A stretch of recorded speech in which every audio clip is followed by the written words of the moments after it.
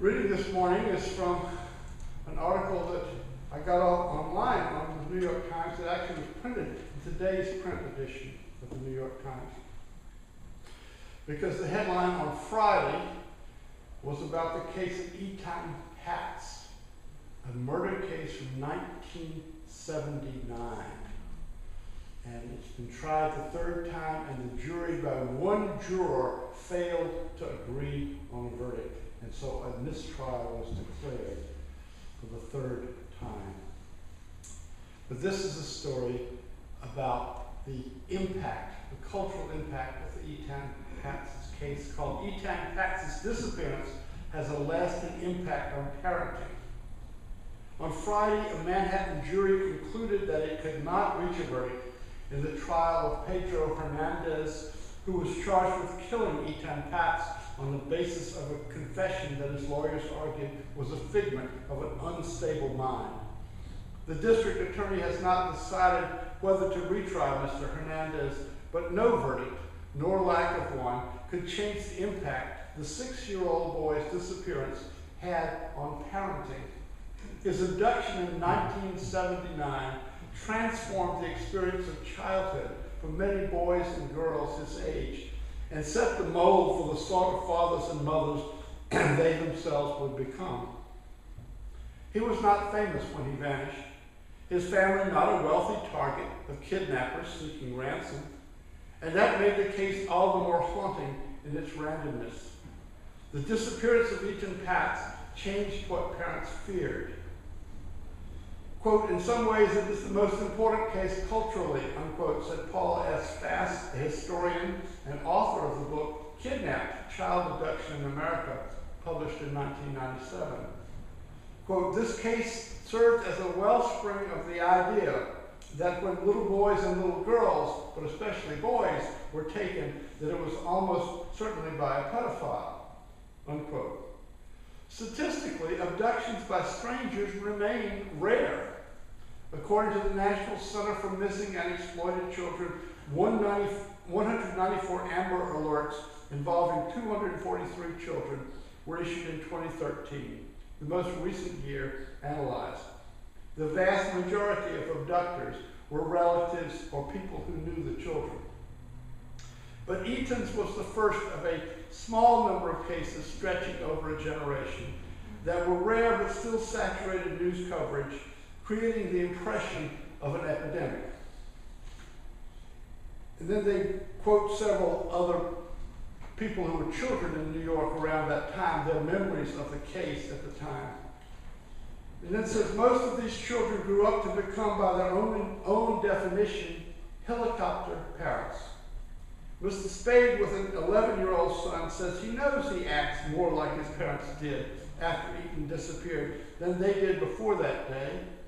"I understand that kids have to fall down and get dirty," he said, "but if I can't catch them, it's on me."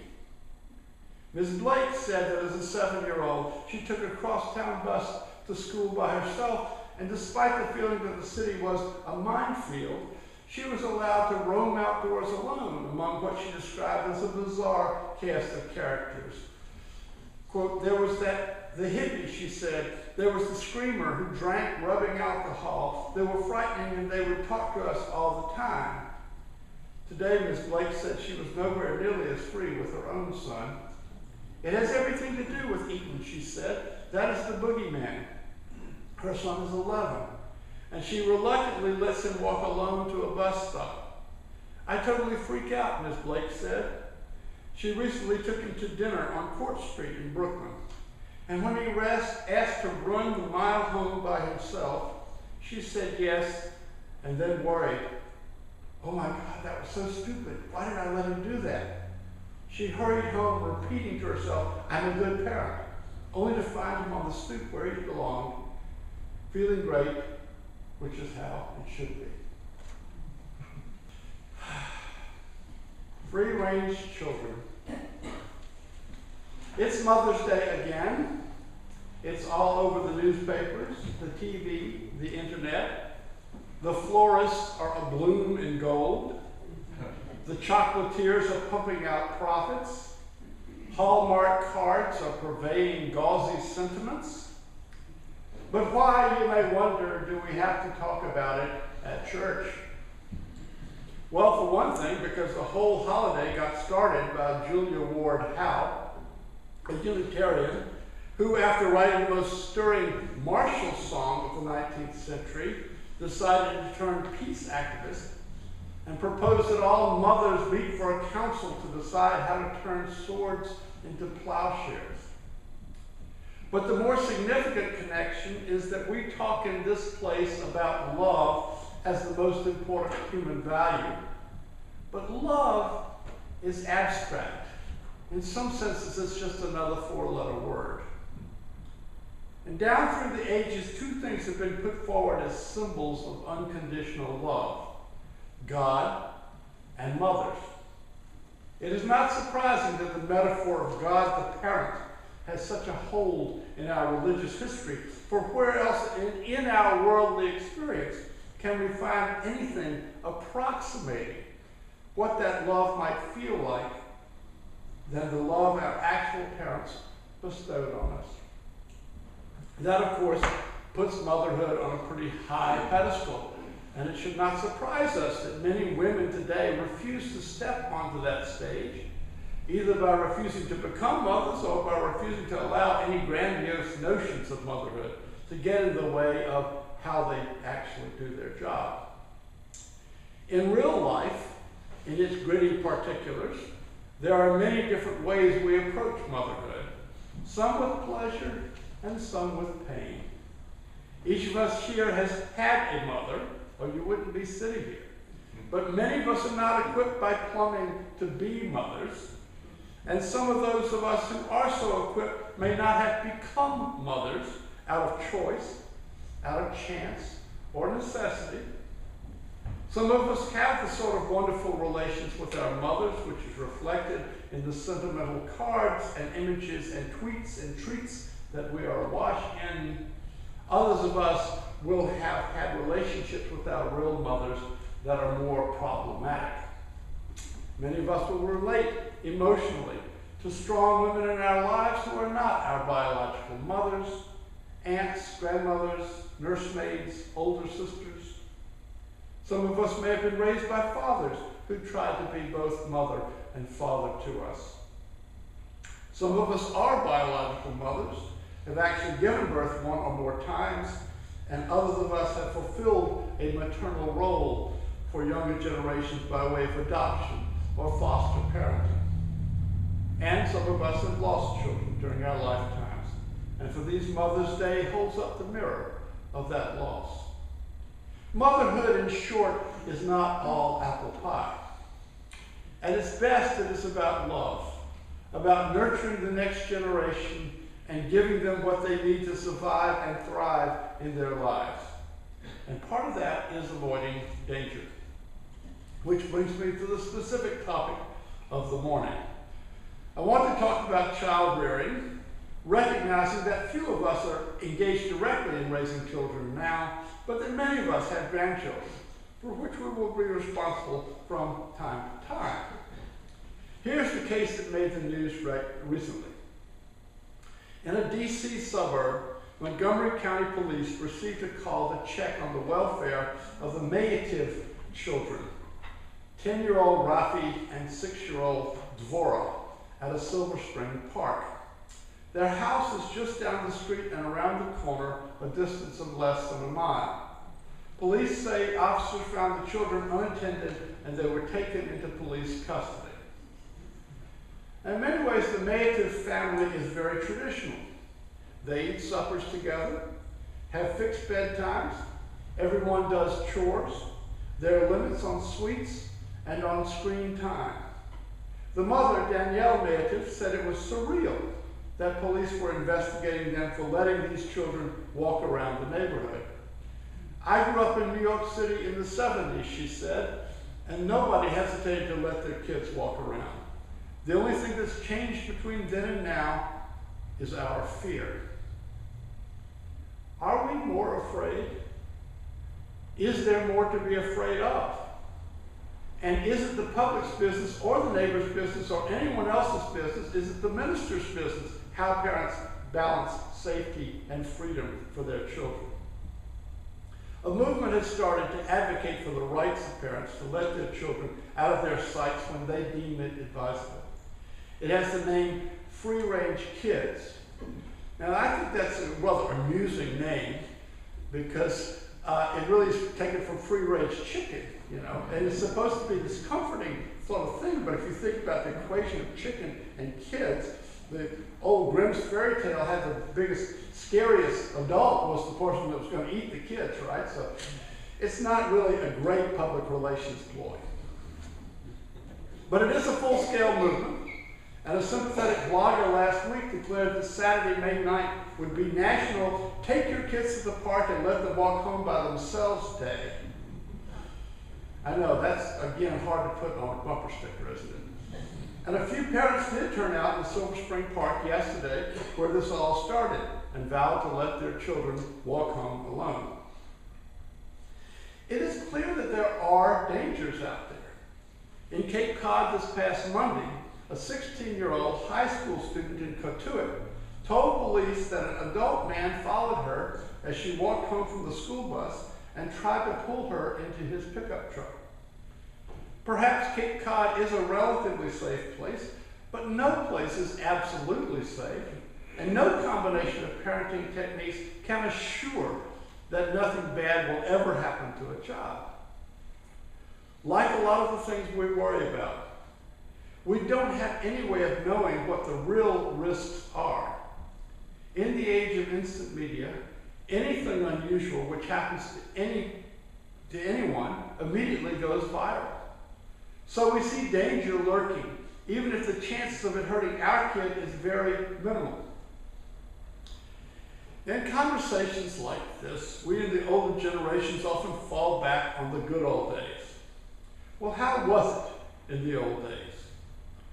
The morning after my mother's funeral in 2009, I gathered with my 4 siblings in front of a video recorder to record some reminiscences of our lives together. My oldest brother, Hope, 6 years my senior, started out by saying that the thing he remembered best about our mother, Bessie, was, quote, not only did she not keep you from climbing trees, sometimes she'd get out there and climb the tree with you. That line is what inspired me to choose this morning's Mother's Day topic. My own childhood was pretty free range, and I've raised 2 myself with more or less the same philosophy. And if all goes as expected, my first grandchild will arrive next month. It will be a while before I'll be able to visit, but I think about whether child rearing is different now. I think about whether child than it was back in the last millennium. Here's how it was for me growing up. I was the middle of 5 children raised in the post-World War II suburbs. There were a lot of woods, and I knew most of the other families in the neighborhood. We frequently had touch football games. We would stay out in the neighborhood from the time we came home from school until I would hear my mother calling us to supper, often at dusk or even after dark. She had a wonderful soprano voice that could carry for blocks, and woo, supper time! All the kids would razz me about my mother's voice. I don't think danger from another person ever crossed her mind or ours. That was the South of the 1950s, rigidly segregated by race and only slightly less segregated by economic condition.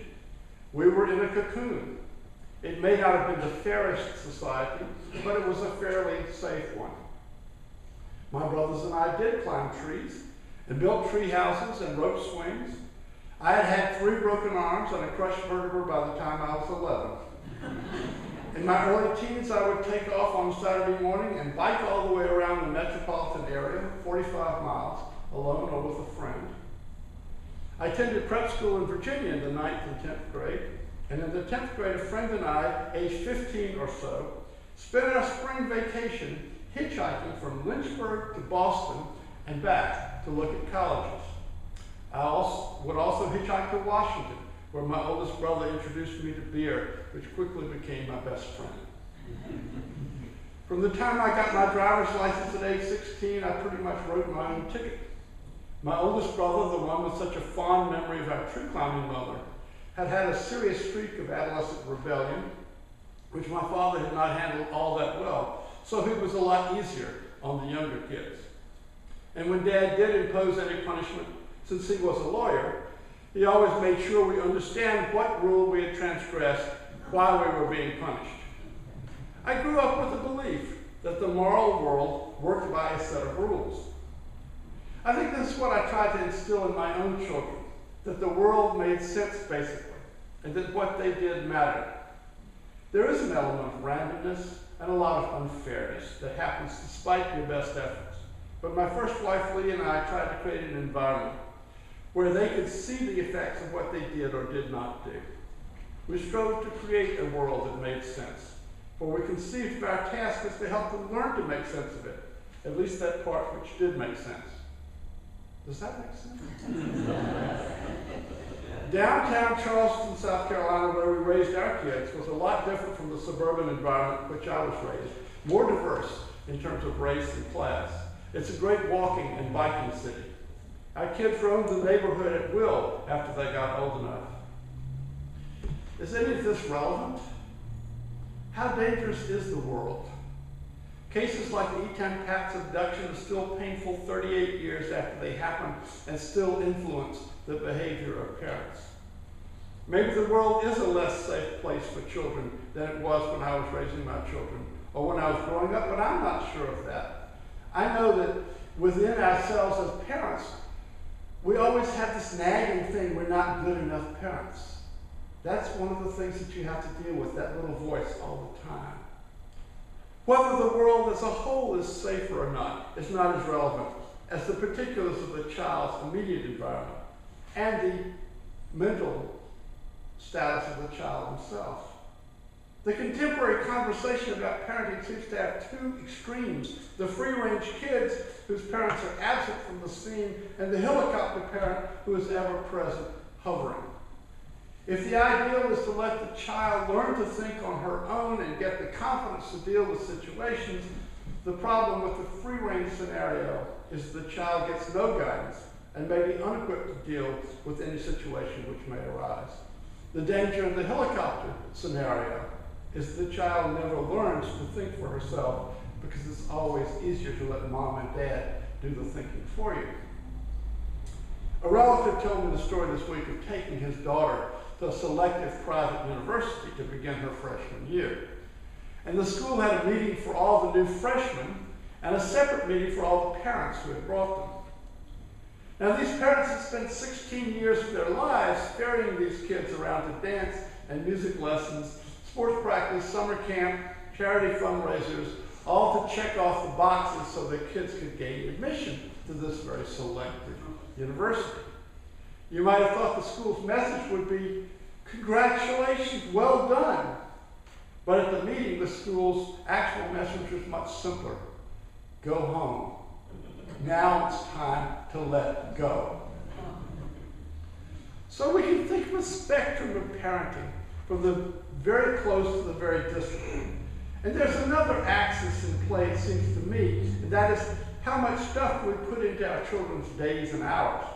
Do we schedule the child's week to the max, or do we allow time for unstructured activity, for pure play?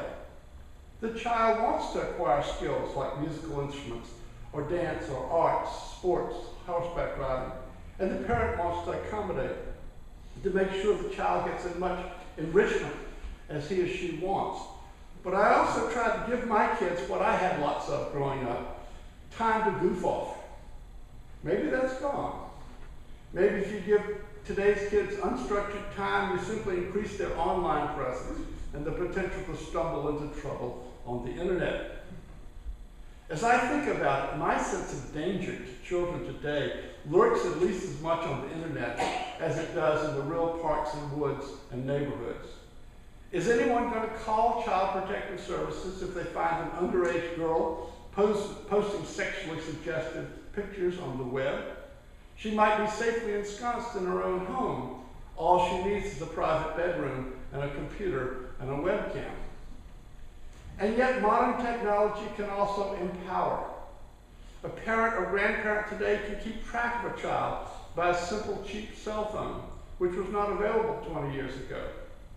The kid in the park may not be off the tether as much as she appears if she has this little device in her pocket.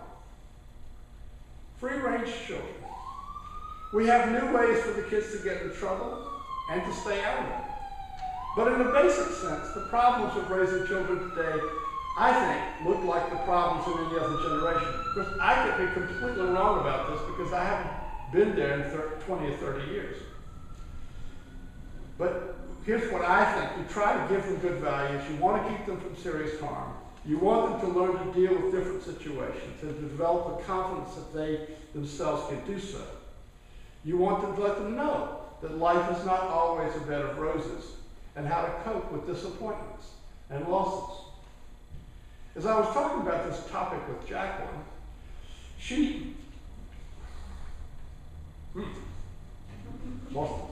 Okay. So I'm talking about this topic with Jacqueline. She pointed out that there is a symmetry between the needs of children and the needs of seniors in our community. We definitely have in our community the opposite problem, free-range parents. As we seniors age, we may encounter diminishing abilities to walk steadily, to safely drive a car, particularly at night, to see or hear clearly, to feed ourselves, to dress ourselves, to use the bathroom, to remember people's names or appointments. And our adult children who may live many miles away will be faced with a problem equivalent to that of parents raising children.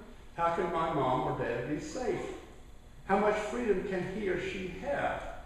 Can she or he continue to live safely in the house alone? Is it time to take the car keys? Time to move to an assisted living near the kids? The problem of free-range parents is the mirror of the problem of free-range children. And here again, there is no single answer which is right across the board, but each case must be decided on its own merits and reevaluated as circumstances change. You don't want to protect the one you love from every possible mischance, but you want to keep them safe and to maximize their freedom to the extent it is consistent with reasonable safety. On this Mother's Day, I remember my own mother, Bessie, who died 5 years ago at the age of 90. When she was 83, she and her children had decided that she should clip her wings a bit and move into a senior living facility. And she did. But a month after moving there, she got a proposal of marriage from her 84-year-old second cousin. She got her wings back in the form of someone to watch over her. They had a wonderful 8 years together, living independently in the house that he had owned since 1946. And my stepfather is still living in that house, still a free-range adult at age 98. When I visited him in February, he insisted on driving me to the restaurant where we would have lunch so that I could observe his driving skills, and indeed I felt perfectly safe with him. So we have a balancing act between freedom and security at both ends of the age spectrum. And those of us tasked with making decisions about our children or grandchildren or our parents simply have to be mindful of and realistic about the dangers lurking in the world and the capacities of our loved ones to deal with them. Why are we talking about this in church? Because this is what love looks like in the real world. Love for children or parents includes strategies to keep them from harm, but also to maximize their own freedom to enjoy this great gift of life. What Khalil Gibran wrote in 1923 still stands true today. I invite you to read with me from 715 of the hymnal.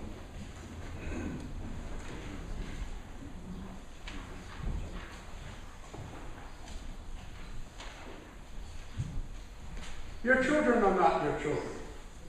They are the sons and daughters of life's longing for itself. They come from you, but not from you. You may give them your love, but not your thoughts, for they have their own thoughts. You may ask their bodies, but not their souls, for their souls dwell in constant harm. You cannot visit, not even in your dreams. You may strive to be like them, but seek not to make them like you. For life goes not backward, nor tarries with yesterday. You are those whom your children of the have set forth. The archer sees the mark upon the path of the infinite, and bends you with might, that the arrows may go swift and far. Let your bending the archer's hands be for glad.